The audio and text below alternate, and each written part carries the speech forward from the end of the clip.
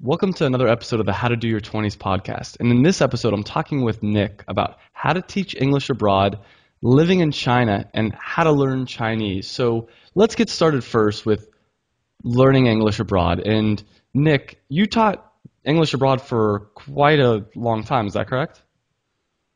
Yeah, I initially taught English in China for about 3 years. Then I went back again at an English school with my two business partners. We had an English school I was part of it for about 6 months. And then I worked at a company as an interpreter and translator and also taught English a little. So why is it a good idea for young people out there to teach English abroad? Why would you recommend it?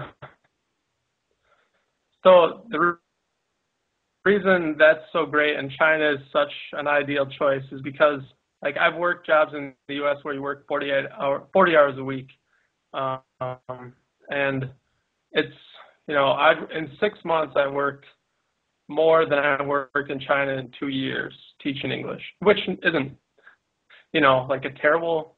If you want to work, that's good, but it was for me after graduating. I wanted to figure out what to do with my life, and teaching English gave me a ton of free time, and I was able to travel all over Asia very cheaply and easily. Yeah, something I always recommend to people that are trying to move abroad or trying to live abroad and they don't know how they can get money. I'm like, you already have this great skill. You're a native English speaker. You should try, teaching English. And I know. so did you find it hard to find clients and do all that kind of stuff? No, I mean, when I first got there, I guess it was kind of jarring, sort of not knowing what to do. I'd always wanted to travel abroad. I loved traveling. I'd been abroad in college and things like that. But for the most part, it wasn't incredibly difficult. The school where I went to college, they had a relationship with a sort of organization that sent people to teach. I had interviewed and I was there the next fall. So it wasn't, not very difficult. Do you need any kind of qualifications to be an English teacher? Yeah, typically they like to see a college degree. It depends where you go. For say the better schools, just schools that are above average are generally more reputable. You want to have a degree. I mean, some schools will just take anybody that has a foreign face, basically. I always thought if you're, someone who's homeless in the U.S., if you can just get enough money to get there to get a plane ticket and get to China, you'd be doing okay. Wow. But there are tons and tons and tons of positions in China for teaching English. I taught in a college for the most part, but I've also taught in middle schools, high schools, like I said, companies. So there are a lot of opportunities. So any tips for somebody who has no idea how to even get involved with it? It sounds like you kind of had a little bit of connections coming from college, from a college that could help you, but someone that has no idea and just decides one day, I'm going to buy a one-way ticket to China, let's say. Any tips on how they could get involved? Sure. I would say check out a Confucius Institute. I don't know if you're familiar with, or people listening are familiar with Confucius Institutes, but basically they are set up by the Chinese government to so a lot of big cities and universities, at least here in the U.S., probably actually definitely in many other countries, they have these Confucius Institutes, and you can just go there. Everything is free. You can check out books.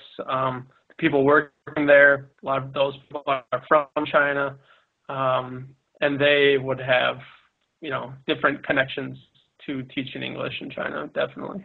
Very cool. So you could also look, there are some websites online too. I mean, if you just did a search, the two big websites are Dave's ESL Cafe and Angelina's ESL Cafe. I think the problem with those two, though, is that it's not really through any kind of organization. You're just showing up, which is fine. People do it, and I have friends who've done it. My brother's done it, but it's just it's kind of hit or miss, sort of. Whereas if you go with some kind of an agency, it can be not so much a hit or miss. And two, the most important thing is just getting there. Once you're there, you can figure stuff out. So it sounds like it's pretty easy to get started teaching English. Did you need to know any Chinese to start teaching English? No. Yeah, you don't need to.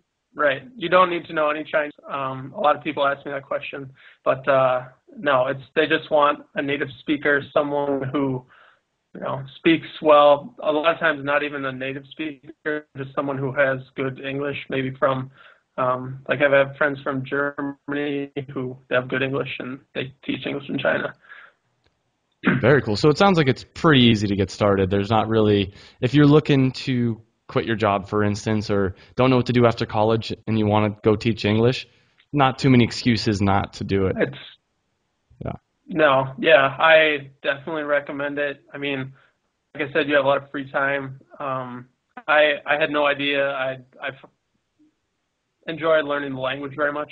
So I kind of discovered that I like learning languages, and so I spent a lot of time doing that and traveling. But yeah, it's great. I mean, the standard of living, like in the U.S., if you want and have a decent, like life, you have a car and maybe you got to pay back your student loans. It's like, you need like 40 grand to do all that. Mm-hmm. And whereas in China, you can get by on $1,000 a month, like living pretty well. So, and that's about what some of those jobs might pay. You can go a lot higher if you work hard, but that was actually going to be my next question. Starting out, that's okay. And about how many hours a week then are you working? See, the first semester I taught it was 16 hours a week that I was in the classroom teaching. Later on, the other years, it was 20 hours. Okay. So, and then there's lesson planning too, of course, which if you have more unique classes that you need to teach, like let's say you meet one of your classes twice a week, then you have to plan more. My first semester, I only saw my students once every other week, so it was a lot, very, very little lesson planning, I guess. If you were to break it down like per hour, about how much can you expect to make teaching English? Sure. If it's per hour, I would say about $30 an hour. That's a lot of money. Yeah. I mean, a lot of guys do, like I've heard of guys make like $80 an hour, wow. But this is mainly, it's mainly in the university. If you think you're only teaching 20 hours a week, and the other thing is it's only 8 months out of the year. You have 4 months of paid holiday, at least in the universities. Wow. So it's, per hour, it's pretty good. When I used to privately teach, I had a lot of students outside of the university, and I would charge 200 RMB an hour, which is about $30 an hour, so a little more. But yeah. Very cool. So tell me, what do you learn from teaching someone your own language, English? Like, did you learn a lot of really insightful things about the English language or anything in particular?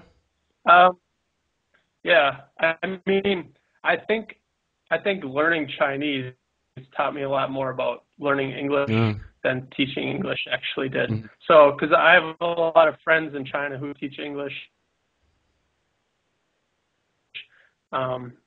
and some of the things they'll teach, I know is correct. Like that's kind of one of the problems in China. You get people in there, maybe they don't have the best qualifications. They're trying. Ultimately, you want to speak basically, and provide students with practice to speak. That's kind of why you're there. But yeah, I definitely noticed I learned the most about English from learning Chinese. I guess I would say from teaching English, I learned a lot. I just made more connections with the people, the students. I learned a lot about just their little, day-to-day things. Like maybe one day we were talking about pets in class, and we watched the movie Marley and Me. I don't Hmm. know if you've ever seen that. That's about a dog who eventually dies, but and some other things. But and we were talking about that, and then the students, they talked in their groups, and one of the girls was like, "Yeah, my neighbor stole my dog, and then they ate him." What? What? Yeah, no. No, that is. Would Wow. So you learn a lot of interesting stuff. I guess so. All right, so let's switch gears here a little bit and talk about China itself. So, why'd you pick China of all the places? Sure. When when I was in college, I'd traveled to England and Greece and Italy for study abroad, and because I was really interested in that kind of history and travel. Those were places that I'd always wanted to go. But then after college, I thought I wanted to go to Asia, and so I just thought China, something like China or Japan or Thailand would be cool. But then I kept hearing a lot about China, like in the news, people were talking about China. This was in 2007, talking about China, and my school, like I said, had that connection. And it just felt right. I actually interviewed for another company. It's called Nova, that brought people to teach English in Japan, and they went bankrupt that November. So that was good. I didn't do Yeah. that. But yeah, China has worked out. So, tell us about the culture. Like, what are some cultural differences between the U.S. and there? Um, yeah, that's a good question. I mean, in a lot of ways, I felt like when I first got there, I didn't notice a whole lot of differences. Mm. But then slowly, after like a week, 2 weeks, 3 weeks, I started like noticing more and more and more things. I think ultimately, China, it's it's such a crazy. There's such a gap. There people living in the countryside, like they've been living that way for hundreds of years. Hmm. Like no TV, no phone, nothing. But now suddenly they're thrust into this world, and like see some guy, he makes maybe 100, not even, he makes like $30 a month on the farm, and maybe his son who works in the city bought him a cell phone, so he's like on his cell phone or whatever. You just get all these interesting little just things happening. I don't know if that's really cultural or not, but So, what cities did you live in China then? sure. When I first moved to China, I lived in a city called Zhongshan, which is in the south of China in Guangdong province. It's about an hour and a half ferry ride from Hong Kong. It's between Guangzhou, which is the capital of Guangdong and also the biggest city, and Macau in the south, which is like the Las Vegas of China. Hmm. And so I was in that city. Um, it's a subtropical climate, so there are a lot of palm trees. It's very warm. In the rainy season during the summer, it rains every day. About the same latitude as Mexico City. And there, it's very vibrant. If you go out at night, and I guess this can be said of most cities in China. There's a lot happening. I suppose in the south, especially when it's warm out, which is all year round. There's people outside eating at little like barbecue stands and tables and drinking beers, and people are just out walking. Whereas now I live in downtown Minneapolis, and even in the height of summer, we're considered like a very uh, people out biking and walking and jogging and stuff. But it's once the sun goes down, it's like a ghost town kind of. Yeah. So I like living in China for that reason. Um, After Zhongshan, I lived in another city called Jiangmen, at an English school there with my business partners, and, and that was a little more, um, a little more of a country vibe, I guess. I would say the buildings were a lot shorter. The people were, I guess, not as, I don't know how to say it, not as like city savvy or something, Hmm. not as cosmopolitan. I don't know. And then later on, I lived uh, near Shanghai in a city called Jiaxing. It was also about 1.5 million people, so like a medium-sized city in China. Very cool. And so what was your daily routine Yeah. like then in China? Um, I mean, it depended from place to Hmm. place. When I was in China most recently, it was near near Shanghai and city Jiaxing. And for there, I worked for a New Zealand company. I had actually found the job while here in Minnesota, and then they sent me back to China, which is what I wanted because it was I could make a U.S. wage, but living over in China, so it was good for paying back loans and saving money. But for that, I guess I would wake up every day at about 7 or 8 o'clock. I'd bike through kind of the factory district, um, because the company that I worked at was at a factory. I'd stop to get like breakfast at a little stand that sold um, sort of like dumplings, but more of like steamed buns kind of, and juice, and just I'd bring that to work. I'd eat. I'd be at work, which was interpreting, translating, like working with our engineers, doing a lot of communication related stuff. Um, and then I'd taught English there for an hour a day. And I'd come home at night. Night was great. I had just a lot more free time and was able to just hang out with friends, I guess.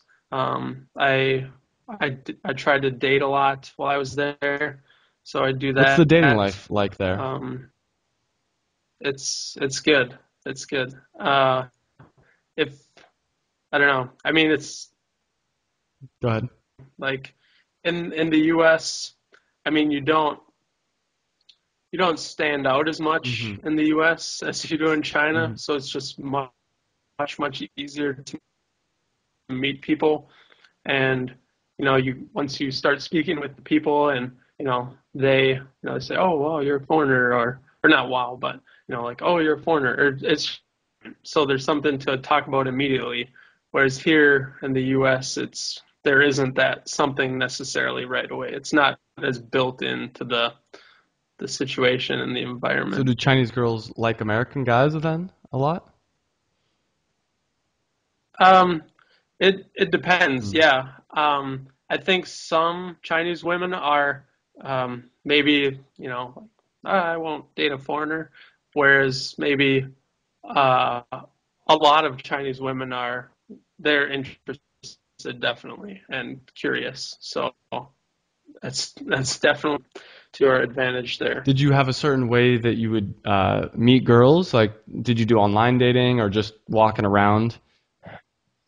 I would just walk around basically. Well, I mean there are a few different ways which I'll get to, but I guess just walking, uh, going to cafes, restaurants, um, just being in a mall or bar, or just anywhere where women are Hmm. basically. There are also some different apps in China. Like there's WeChat, which is really famous. It's kind of like WhatsApp, but it's pretty ubiquitous in China, and that's good. There's another one called Momo, which is kind of like, I think they probably have Tinder in China, but yeah, I've used those types of apps like Momo or Tinder as well to meet people. And do most of the people there speak English, or what percentage of people, I guess, would you say? Um, yeah. I mean, compared to the whole of China, it's probably only like definitely like 5% or But in the bigger something, I would cities, guess. But yeah. yeah, I mean, in the bigger cities, if people are, if they've been to university, even if they've only been to high school, a lot of them will have had some English, and people will have some English background and can speak some English. So I would say in the cities, a lot more people can speak Mhm. English, but it's still like you can't, it's not like maybe like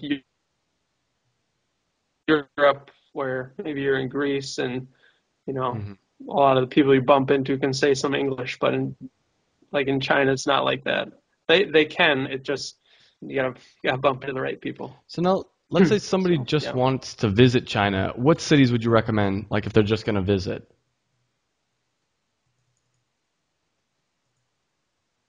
yeah, that's a good question. I guess if they just want to visit, I would advise against trying to go to places that are spread out. When I was in China, my first year, my mom and brother came to visit, and we went to think like Beijing, Shanghai, Hong Kong, all within like not a couple days, but a week, which was way too little time. So it was only a couple days in each place. So if it's somebody who's going to China for the first time, I would say pick an area. Um, I guess, yeah. If it were me, I would say the west of China. There's the city Chengdu, which is I think the fourth or fifth biggest city in China, and that's it's a huge city in China. It's like Shanghai or Beijing. Obviously, Shanghai or Beijing are more international, but I think Chengdu is kind of a more interesting city because more sort of off the grid, but still very vibrant and interesting. And then you from Chengdu there are also tons of places you can go. Like Tibet is very close. Just very mountainous area, very open. A lot of times you wouldn't even know you're in China. Like I took the train from Chengdu to Tibet when it first opened, and we were on a train for days, and there was Mm. nobody, in sight. Whereas normally there you can see a dozen people at any given in the day. What were So I'd recommend that. awesome? What are some of the more overrated cities? Is there any city in China that you think it's not as good as people say? Um, no, not necessarily. I guess I would say some people, I don't know. Oh, I know. I would say the Terracotta Warriors. Like a lot of people go to China, and that's that's also kind of in the west of China. Xi'an was the old capital of China for many years, and the first emperor of China, uh, Emperor Qin Shi Huang, he he was buried with his terracotta army Mhm. there, and it's just kind of way too hyped up. I only went there because I was with two friends who really wanted to go. Otherwise, I had never had any desire to go there. But when I did go, I thought it wasn't definitely not worth it. Maybe the city Xi'an itself is probably interesting.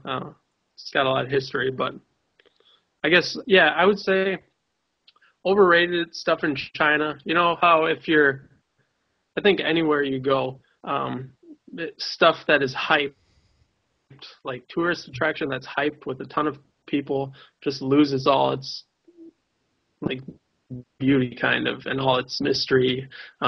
So in that sense, I would say stay away from those types of places. So like that, and the Great Wall is really amazing. There are some places that are just way too crowded like that. I wouldn't go to those areas, but some of the other areas of the Great Wall are awesome. Like that's a amazing thing. Yeah, Very cool. So what about cities to live in? I mean, obviously you've lived in a couple.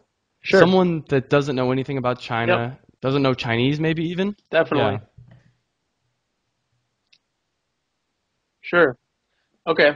I mean, I'm pretty biased to the south of China, I guess. Like Guangdong province where I live, so like Shenzhen or Guangzhou, those cities is great. Those are all, I think, good choices too for the weather.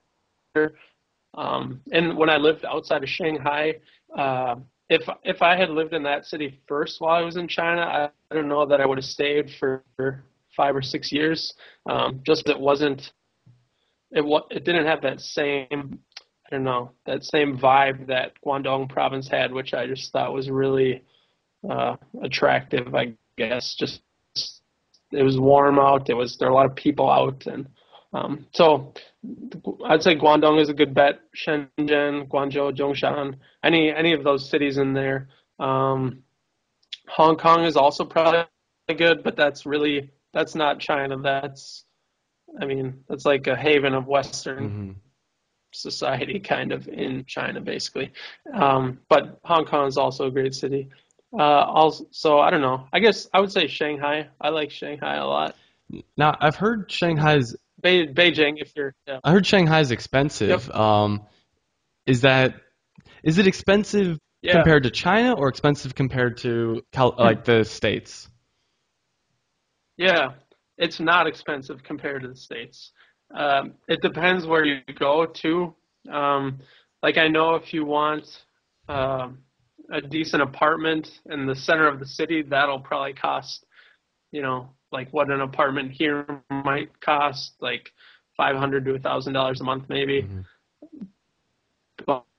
But if it was, like more on the outskirts or not like an amazing apartment, you could probably get a decent apartment in a decent location in Shanghai for like $300 to $500 a month, depending, if you have roommates and that kind of thing. Hmm.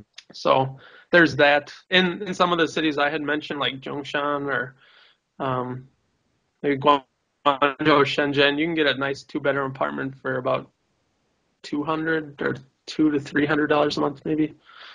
Which, if you have a roommate, you can split it. I still have my apartment in China. I haven't been there for several months now, but it's like $50 a month, so I just keep it all year round.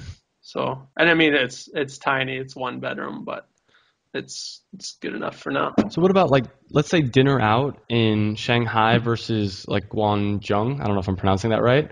If you were to go to like a Yeah, sit down dinner. yeah. I guess in yeah, I guess they'd be pretty. It depends where you go. Sure. If you go to like a nicer restaurant in both of those cities, it's probably about the same. Like if they're both depending on the niceness, um, like it could be, like $10 to $20 or more if it was really nice. But if it's just like a medium, like a kind of average restaurant, which we don't really have those here in the U.S. where you can just like go into an average place and it's pretty cheap. Everything here is like, you know, Yeah. almost $10 or five or more, definitely, even on a restaurant in Shanghai for still like $3 or $4. So a So nicer restaurant in Shanghai would be like $10 to $20, but you can get food to go for like $3 to $4. It sounds like. definitely, well, not even to go. Like you can find a restaurant and eat in the restaurant for $3 or $4 in Shanghai. Wow, that's a good deal. What are some upsides that no Yep. one thinks of to living in China? Like anything you found like living in China? I mean, all, I don't know. I think we touched on a lot of them, Hmm. but I just think the idea of living and working in a place is appealing because you get to travel to so many other places at the same time. It's like you're just so much more embedded into the culture when you have a job. Like you automatically meet a ton of people. Like that's been one of the best things is all the people I've met. And I still stay in touch with, all of them, even when I'm not in China. So I think that is, the one of the best things. Um, I guess, yeah, and to the time you get. Like, Hmm. I feel like in the U.S., at a job 40 hours a week plus commute, um, you're just like, sometimes your brain gets fried too. Like, you don't have the awareness or the drive to keep going. But Whereas in China, if you have that more free time, you can, I like to read, you can read more. I like to write, you can write, learn languages, explore the city. I think just exploring and going for walks is enjoyable. Yeah. What about There's a lot to find. what about downsides? Is there any major downsides to living in China? Sure. I guess I would say the major, I don't know. I mean, there are lots of little Hmm. ones. Like you just maybe like ultimately China is still a developing country, and so you'll run into a lot of instances, where like people butt in line in front of you, or like you'll be on the bus and somebody starts screaming, and you turn around and they're just like talking on their phone, Hmm. and um, just like stuff like that, where you maybe get annoyed, and so some days it'll be kind of like just seems like things are just going terribly, or like somebody will point at you and like laugh, and you're like, hey, check it out, it's a foreigner, but it's like it's not that bad of things. It's all like just little things you can kind of like shake, they wear off right away. But I guess I would say if you after you've been there a while, it can be um, like for sometimes I might feel like I'm sort of drifting, Hmm. just kind of not like I think a big part of that is having meaningful work. Hmm. Not that I don't enjoy teaching English or um, working at a company, but it's it does wear on you. And so I think, I'm always trying to find projects that I'm interested in, making movies, writing books or blog posts, or kind of working on my own things. I like doing that.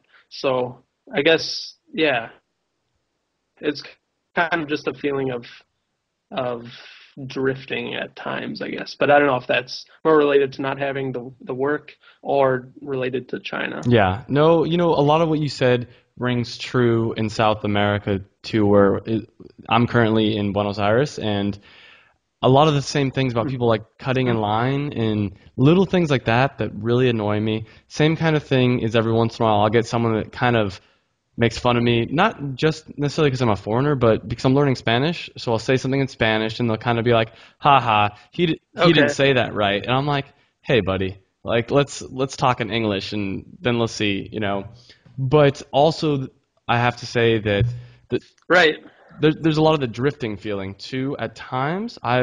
Right. Yeah, I'm lucky to have a business Yep. going and Yeah. a couple other things, but before when I was traveling Mhm. in South America, before the business was really up and going, I definitely had that. I think that's just common about living abroad in general that you can run into that. And Yeah. do you have any solutions like when you Right. feel that way that help you get out of that funk? It's nice to come back to your home country for a visit, and just like if maybe you've been in China for a year. I think the longest stretch I was there without coming home to visit was like a year and a half, I guess. But just coming home to visit and then kind of realizing like, yep, nothing's here has Mm. changed, and then you want to get back in like a week. Mm-hmm. And so that's a pretty good thing if you can afford it. I mean, I usually can only go back like once a year at most, but otherwise, I would say it's really nice to have a good, cozy apartment. Like if you can make it really nice and homey, just a haven where you want to go home to and just be by yourself. That's really helpful. Just make it nice. That's great advice, both of those. So let's shift gears again and talk about learning Chinese. And this is Yeah. learning Chinese. It seems like it's the hardest language to learn. So I'm amazed that you were able to do it. And I assume you're. Yeah. What has learning Chinese taught you? Well, I mean, I guess when I first got to China, I didn't know much Chinese at all, and I didn't like intend to learn it. But once I was there or here there for a while, I started to just sort of take an interest in it. I love talking to the people, which is still got to be one of my favorite activities. Is just walking around talking to people in China in Chinese, and but it takes a long time. Um, there's some words that you can focus on. Like I would say, just focus on the words you're going to use when you're speaking to people. Like if you have a tutor and you want to say something to him or her, like ask them how to say it, what you want to tell them. Or if you're, out and about a situation at the market and you're like, damn, I really wish I knew how to say like whatever. I'm too R&B short. Can you spot me? Like Hmm. learn how to. I would write like a self introduction with a lot of background information, like age and like marital status or my job, etc. Stuff people frequently ask while you're in China, and and, um, and learn those phrases first. And why Chinese? Why that language? Yeah. Well, I guess for me it was just because I was in China Hmm. to begin with, but I think too the character sort of, and so I don't know. I studied math in college, so I've always been interested in like codes kind of, and I just thought like the different characters, kind of like that or Japanese or like Thai or different Indian languages, they have their own alphabets. Like I just think that's cool. So I guess the characters probably really got me interested in it, and then I just always thought the idea like an international like business person or somebody who travels and works internationally would be just an awesome thing. And so, and I thought like in Asia would be particularly awesome, and most people speak Chinese in Asia, so I thought that would be a good language to learn. So you've already given a couple recommendations on how to learn Chinese. Is there any more tips that you have to learn it quicker? Yeah, sure. I think the absolute best way to learn Chinese is like via text message or some of these other apps like Tinder or um, like Momo, I said, or WeChat, where you can just be messaging with the other person Hmm. and like react more. Whereas like when you're right in front of them, it's kind of like, oh shit, like how do I, Hmm. what do I say? And like you can't check your dictionary or whatever, or like sometimes you can. I have a electronic dictionary on my phone I use all the time, but I think those apps, like dating is the best way I agree. because yeah, yeah, right. It's like because you're so interested, and that's what drives all the learning is like the interest and the curiosity.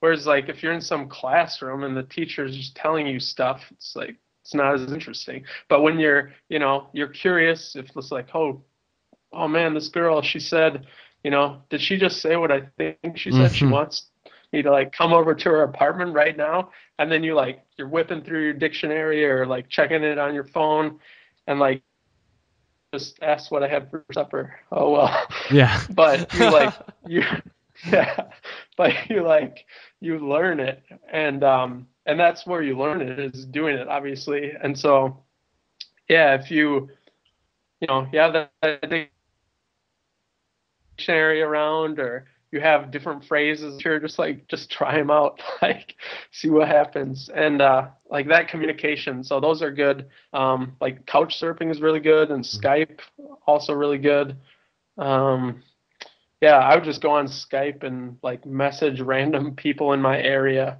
and try to get them to friend me or whatever accept my Skype and then just start like typing to them basically. I think typing is very helpful. Like maybe you're not speaking, but you still learn a lot Hmm. from that typing, like grammatically and yeah, like I'm sure it sounds like you've also learned similar in similar ways.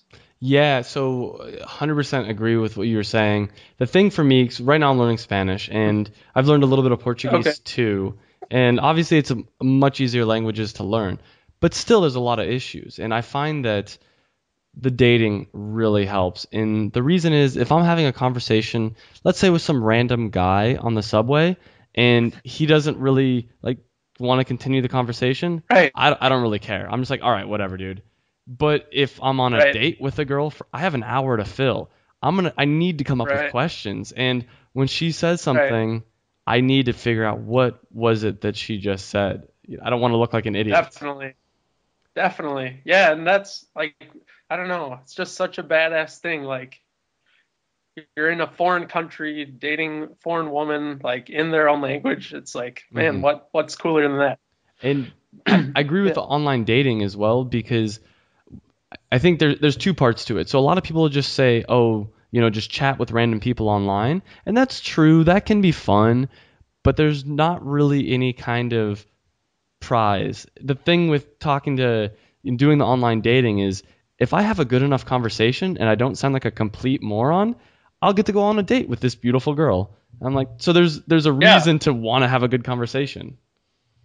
Yeah, definitely. And I think they're impressed by it. Like when you can speak in another language and right, like you said, if you do, it pays off. Yeah, and I think a lot of people out there, even people that aren't that good at English, want to learn English. So Oh, definitely. yeah, you can Yeah. start out in their language, and they can tell unless you've mastered the language, they know that you're originally an English speaker, and Right. I think that's most people will be patient with you. I find the people that aren't patient, personally, tend to be the less educated people, and it's not people I Yeah. necessarily want to deal with anyway. So it's most people are pretty Right. nice though. Most people are pretty helpful. Right. Yeah. Like you wouldn't even want to be around those people anyway if they're just kind of yeah. But yeah, like you said, there are a lot of really helpful people too. Yeah. When I was first learning Chinese, I met a girl my second year in China, and at that time my Chinese was still like not good, but I like just through the course of my interactions with her and many others, but like just I remember those first like conversations and dates going out, not knowing a ton of what she was saying, and just Mhm. like nodding like a jackass and like but eventually you like you learn it and Hmm. like now when I talk to her it's like I understand everything she says and it pays off. Yeah. Now, I have to share this story because you reminded me of it, and in the whole story you were telling earlier about mistranslating what people are saying. Anyways, when I moved to Okay. Colombia, I was there with a good buddy of mine, and we were doing the online dating thing. And this girl sent me a message basically like, Okay. oh, I can't meet up with you. I'm sick. And I'm like, okay. And she gave me some reason, and I translated it, and I'm like, she has bone pain. So I'm like, oh my God, she's got some kind of, rare disease where her bones hurt her. And then a day or two later, another girl told me the same thing. She's like, I can't meet with you because Yeah. I have bone pain. And I'm like, what does this mean? I'm like, is this Yeah. is this some kind of disease that's going around, or is this some kind of weird sexual innuendo? Turns out Yeah. I completely mistranslated it, and it was basically just like I'm nervous. And this whole time I'm like, "Oh, I'm so sorry. Oh. Like I feel so bad for you." Anyways, that's Yeah. just Yeah. um, No, that's good. Then all you got to do is just give it a little more time. yeah. Yeah. But awesome. Thank you so much for coming on. Is there any tips about Yeah. teaching English or living in China or learning Chinese that you want to share before we end the podcast? Um, I mean, I think we kind of touched on everything a little bit. I guess I would say if you really want to do it, you should just start doing it. Like I said, if you want English abroad, um, look online, find those resources like Confucius Institute or some of those websites I mentioned. Dave's ESL Cafe, Angelina's Cafe. Chinese again, I think like the texting or WeChat or Momo or WhatsApp or all these things, Tinder, those are awesome ways to do it. So I would recommend those. Cool. Well, thank you very much for coming on. Yeah, thanks for having me.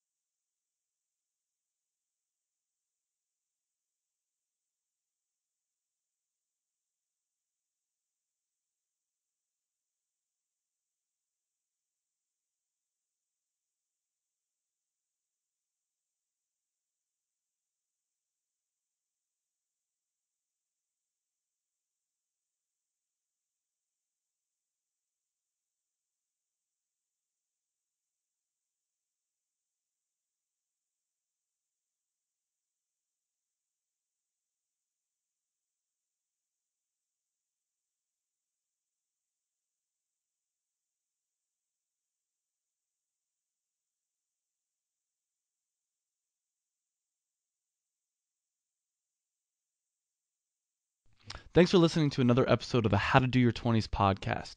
And if you like this episode, or if you have ideas for other episodes, just shoot me an email at travis@howtodoyour20s.com. I thank you for listening, and I'll see you next week.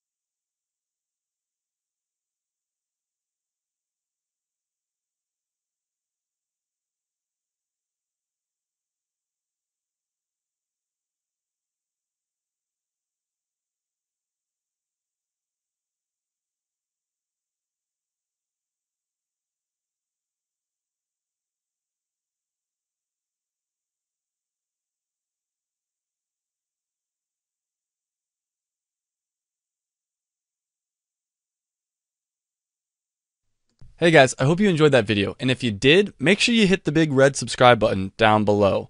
You can also check me out on Facebook and on Twitter, and I release a new video every Monday, and by hitting that subscribe button, you'll get those new videos every Monday. And this is really a podcast. It's also a website. You can check out the website. It's howtodoyour20s.com. I'll put a link right over here as well. And what it's all about is trying to improve your life. And we specifically focus on things that people in their 20s are interested in.